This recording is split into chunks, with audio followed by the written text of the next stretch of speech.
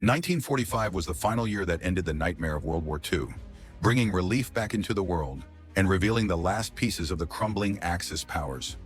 Rubble-strewn cities started appearing on the horizon once more. Streets that once rang out with the march of boots now rang with children's laughter, and victory parades started lighting up devastated countries. But in this fading dust of war, a new silent battle began. In the shadows of celebration, a quiet tension bruised between two former allies, the United States and the Soviet Union. They had stood shoulder to shoulder against a common enemy, but their bond was always uneasy. One hailed the virtues of democracy and free markets. The other promised equality through revolution and state control. What had united them was gone, and a world divided by ideology, ambition, and fear remained.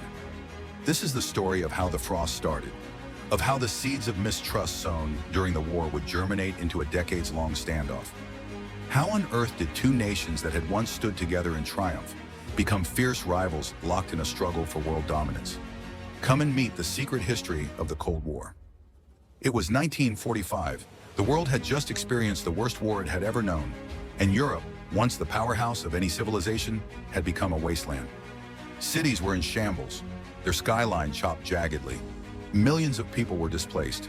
They roamed through fields of rubble, scouring for homes no longer there. The continent was under the shadow of starvation, disease, and despair.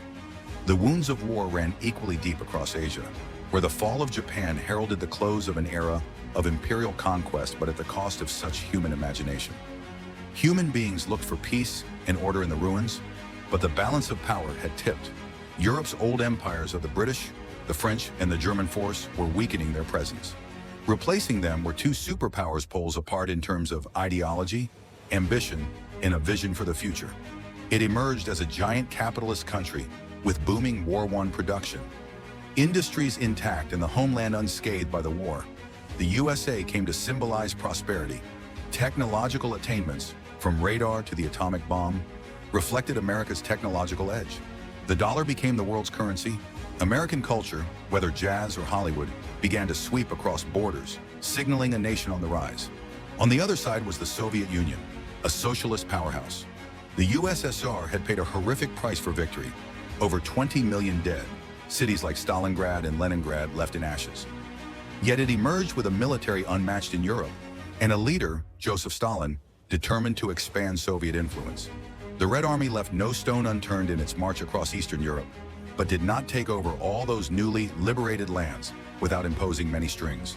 Soon, Poland and Hungary, followed by Romania, each fell under the clutches of Soviet control. Then through Soviet control, an umbrella-like protective layer around it was established. Communism began its spread, thus making a Soviet-American partnership from World War II a marriage of convenience indeed. They had collaborated to eliminate a common adversary, but the feeling of mistrust was always seething beneath the surface. For the Americans, there was unease about the purpose of Stalin. He gobbled too much territory, encroaching on the freedom they sought. To the Soviets, the delay of the opening of the Second Front in Europe was an act of selfishness by the capitalists. Now that the war was over, that thin veneer of cooperation snapped, and a new kind of war was prepared. One fought not with armies, but with ideologies, alliances, and shadows. At its core was an irreconcilable clash of beliefs between two quintessentially different ideologies, capitalism and communism. Each promised prosperity and progress, but their paths could not have been more different. In effect, capitalism in the United States promoted free market economics, private ownership, and individual freedoms. Capitalism succeeded then, based upon competition and innovation. Businesses and individuals had property rights, the freedom to pursue their pursuit of wealth and well-being, and the ability to set their destinations. The siren song of capitalism was that it promised its adherents an opportunity. Succeed if you just work hard enough. However, critics argued that it frequently abandoned the weak and the poor, and thus widened the gap between the rich and the poor. Communism was the philosophy that led to the formation of the Soviet Union. It was a classless society in which wealth and resources were distributed equally among all people. The government controlled industries, land, and resources to ensure collective welfare. Communists believed that capitalism's focus on profit created inequality and exploitation, especially of the working class. Communism, to them, was not only an economic model, but a revolutionary force to overthrow oppressive systems and bring equality to all. Ideological differences nurtured mutual mistrust. For the American eye, communism threatened, directly and overtly, democracy as much as its liberties. It was the ghost of one-party regimes, and absolutely no place for the opposition, that frightened many to their bones.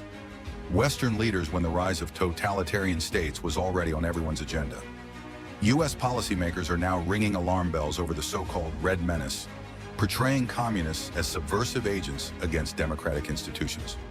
The Soviets, of course, considered capitalism imperialistic and exploitative. They declared that the nations of capitalism craved domination over weaker countries for gain, as well as the exploitation of those countries' resources as well as humans. Freedom and democracy preached in the USA is a ploy to increase their influence and make other nations slaves of them. Two diametrically opposing philosophies found stark relief with Winston Churchill's famous Iron Curtain speech of 1946. Speaking at Fulton, Missouri, Churchill announced that an Iron Curtain had descended across Europe, dividing the continent into two camps, free capitalist West and communist East. The speech was one of the defining statements of the era. It told the world that lines had been drawn in the name of ideology. Churchill's warning finally crystallized this growing divide, transforming the Cold War from a merely political conflict to a struggle over the soul of the modern world. By February 1945, as World War II's final battles took place, the leaders of the three major Allied powers, Franklin D. Roosevelt, Winston Churchill, and Joseph Stalin, gathered at the Yalta Conference to shape the post-war world. Their goal was to establish a framework for lasting peace after years of devastating conflict. While the agreements reached at Yalta appeared promising on paper, their true effectiveness and commitment to peace would ultimately be tested in the years to come. The three major issues they agreed to be really vital ones, the foremost of which was dividing Germany into four zones occupied respectively by the USA, USSR, Britain, and France. A similar division they decided on Berlin City, also for the same reason that was quite deep within the Soviet-occupied zone. Critical to the results from Yalta, among other promises, is the agreement on holding free elections in East Europe, especially as recently liberated from Hitler's domination. This, to Roosevelt and Churchill, was a step toward the establishment of democracy and avoiding future conflict. But not for Stalin. To him, Eastern Europe represented a security buffer, a shield against any future invasion of the Soviet Union. His goal wasn't democracy, but domination. Beneath the handshake agreements, mistrust simmered. Stalin's vague commitment to free elections would soon reveal itself as little more than a facade for expanding Soviet control. By the time that the Potsdam Conference finally met in July 1945, the fragile unity of the Allies had begun to unravel. The death of Roosevelt in April came at a cost, for the new president, Harry Truman, brought a much tougher, far less conciliatory attitude about dealing with Stalin. Unlike Roosevelt, who had sought desperately to maintain working relations with the Soviet leader, Truman was far more suspicious of the intentions of his Soviet counterpart. He was highly vociferous in criticism of Soviet actions in Eastern Europe. Communist regimes being installed in Poland, Romania, and Bulgaria stood in contradiction with the spirit of the Yalta agreements. Then came tensions as Truman revealed at the conference that the USA now possessed an atomic bomb. The bomb, though it was meant to facilitate the surrender of Japan, was still blunt proof of technological superiority unmatched by any other power in the world. For Stalin, the unveiling of the bomb was not just a demonstration of military power, but a clear message that America planned to dominate the world in the post-war era. But by the end of Potsdam, the cleft between the Allies had opened to its widest depths. Even the most hollow agreements at Yalta would ring unconvincing to an ear, no longer capable of trust. While Stalin was already thrust ahead with a drive towards sealing and consolidating Eastern Europe, Truman's unwillingness and unyielding stand provided a kind of ideological and geopolitical conflict, one that would dominate the remainder of the century. Such seeds of division were sown, and the frost of the Cold War was settling.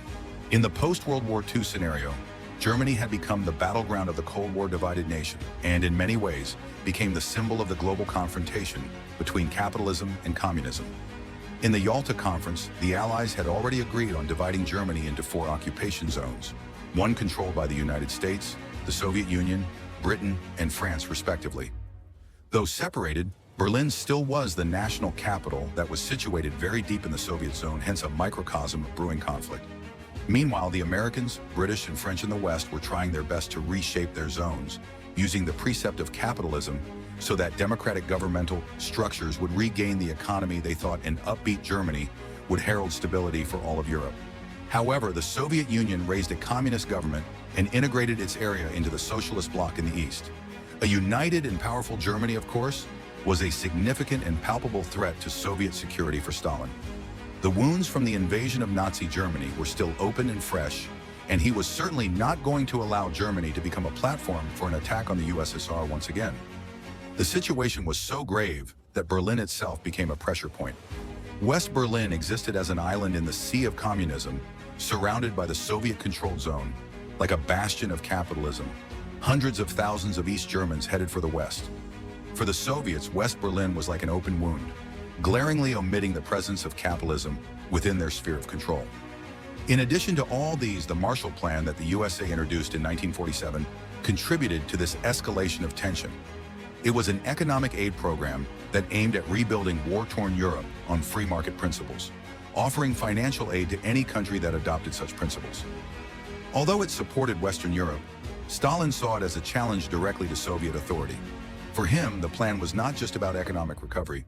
It was a calculated move to spread capitalism and diminish Soviet influence. The city of Berlin became the front line of the Cold War as Germany's division deepened. It was an ideological confrontation symbol, where the tension between two superpowers would burst into some of the most defining moments of the conflict. As the Cold War began to take its shape, the United States adopted a strategy of containment to halt the spread of communism. In this context, in his famous long telegram of 1946, the American diplomat George Kennan pointed out the overall policy. This policy had already warned the West that the Soviet Union was on an expansionist ideology where they wanted to expand their communist influence worldwide. He told America to make sure that it cannot permit Soviet influence to expand into the nations that might view the U.S. policy as. And so that will remain valid in the several decades ahead at America's foreign policy. The Soviet Union, meanwhile on its side, went on to establish Eastern Europe. Stalin was in no haste and eager to transplant communist regimes into Poland, Hungary, Romania, and Bulgaria realms. Under the pretense of a buffer against possible future aggression, the USSR entrenched authoritarian regimes responsive to Moscow in Eastern Europe, turning the latter into a sphere of tight control. For Stalin, it represented security and survival. For the West, Soviet imperialism.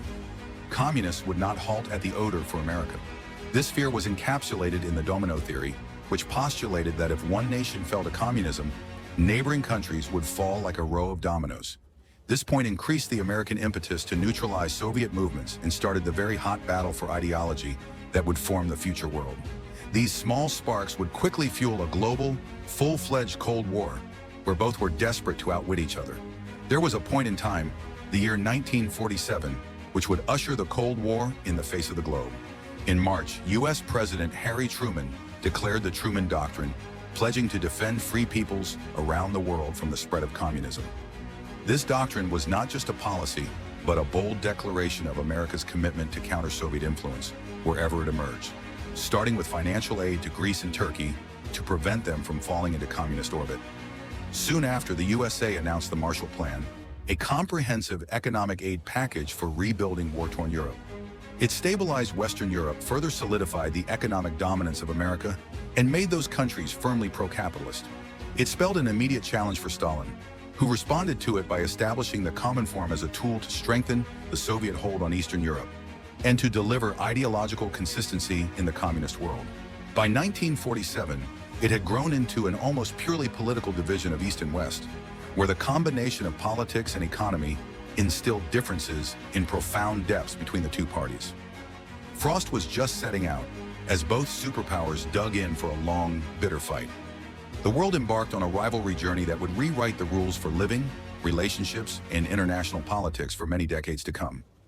In less than 2 decades, the Allied partnerships of World War II became the bitterest rivalry between the USA and the USSR, demonstrating just how easily ideological competition can undermine diplomatic unity. The very powers that stood united against a common enemy were now on opposite sides of a world struggle, both determined to extend their view of the future. The Cold War had just begun, but was it inevitable? Was it possible for the USA and USSR, with all their differences, to coexist peacefully, or was confrontation the only path forward? What followed was a tense, decades-long standoff that would shape the course of history.